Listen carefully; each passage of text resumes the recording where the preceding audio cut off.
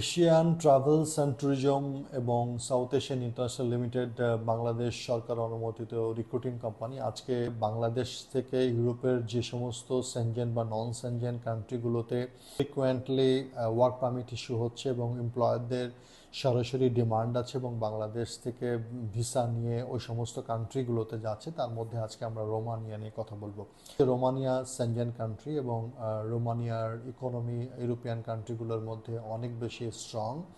Romania Bangladesh থেকে আসলে অনেক আগে থেকেই আপনার বিভিন্ন সেক্টরে, ফ্যাক্টরি, কনস্ট্রাকশন, সার্ভিস সেক্টরে কিন্তু আপনার দক্ষ, আধাদক্ষ এবং অদক্ষ লোকজন কিন্তু এমপ্লয়মেন্টের সুযোগ দিয়েছে।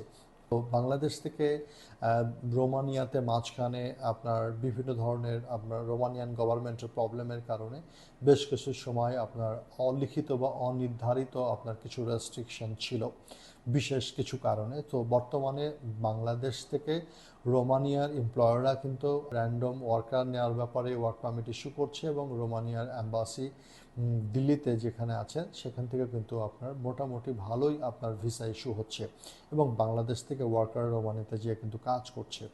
সো এই মুহূর্তে যারা রোমানিয়া যাওয়ার ব্যাপারে আগ্রহ প্রকাশ করছেন, আমরা বলবো যে রোমানিয়া শুধুমাত্র আপনার দক্ষ লোকজনের কিন্তু আপনার চাকরি দিচ্ছে এবং রোমানিয়ার এমপ্লয়াররা কিন্তু শুধুমাত্র দক্ষ লোকই নেওয়ার ব্যাপারে বাংলাদেশ থেকে আগ্রহ প্রকাশ করছে। সো যে সমস্ত লোকগুলো আপনার বাংলাদেশ থেকে যাওয়া সম্ভব হবে সেগুলো আপনার, যেমন আমরা ফ্যাক্টরি ওয়ার্কার আছে, কনস্ট্রাকশন ওয়ার্কার আছে, বিভিন্ন সেক্টরের আপনার সার্ভিস সেক্টরের মানুষের ডিমান্ড আছে।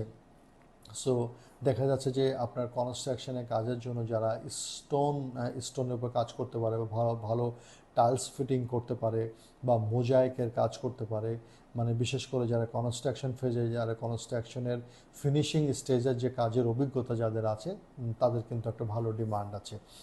এর বাইরে আপনার পাইপ ফিটিং থেকে শুরু করে pipe fitting, electrical fitting, plumbing fitting, এই ধরনের যে সমস্ত কাজের উপরে যাদের এটাও কিন্তু কনস্ট্রাকশন রিলেটেড কাজ। বিশেষ করে আপনার কনস্ট্রাকশনের সহকারী হিসেবে যারা কাজ করে এবং ধরেন আপনার ইলেকট্রনিক্স ফিটিং আছে, প্লাম্বিংয়ের ফিটিংস আছে, বিভিন্ন ধরনের বিল্ডিংয়ের ইনসাইডে যে সমস্ত ফিটিংসের কাজগুলো হয় সেই সমস্ত কাজের যারা অভিজ্ঞ তাদের একটা ডিমান্ড আছে। এর বাইরে আপনার রোমানিয়ার বিভিন্ন ধরনের মিট ফ্যাক্টরি, আপনার বিশেষ করে বিভিন্ন ধরনের মাংস প্রসেসিং হয় যে সমস্ত ফ্যাক্টরিগুলোতে, সেই ফ্যাক্টরিগুলোতে ওয়ার্কার হিসেবে কিন্তু প্রচুর একটা ডিমান্ড ক্রিয়েট হয়েছে।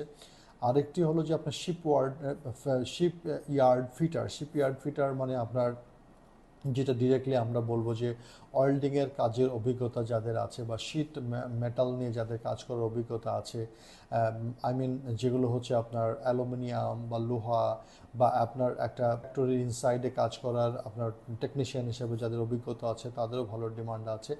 এর বাইরে আপনার কনস্ট্রাকশন ফেজে প্লাস্টারার যারা, বিশেষ করে যারা রাজমিস্ত্রির কাজে অনেক বেশি অভিজ্ঞ, যে বিল্ডিংয়ের ভিতরের সাইড অথবা বাইরের সাইডে যারা প্লাস্টার করার অভিজ্ঞতা আছে এবং এই রিলেটেড যারা কাজ আপনারা করতে আগ্রহী, তাদের কিন্তু ডিমান্ড আছে। তো শুধুমাত্র রোমানিয়াতে দক্ষ লোকজনের কিন্তু ডিমান্ড আছে, কিন্তু অদক্ষ লোকের কিন্তু ডিমান্ড নাই।